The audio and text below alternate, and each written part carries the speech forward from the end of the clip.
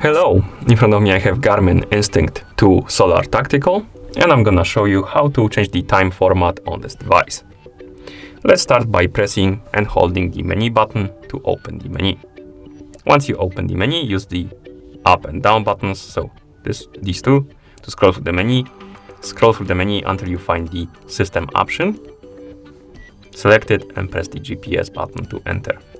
Here, scroll down, select the time option and press the GPS, and right here at the top we have time format. Select it, press GPS, and we can select one of three formats. We have 12-hour, 24-hour, and military. Select the one you like, and then press the GPS button to confirm. And once you're done, you can press the back button to go back to watch face, and as you can see, the format changed. And that's how you change the time format on this device. Thank you for watching.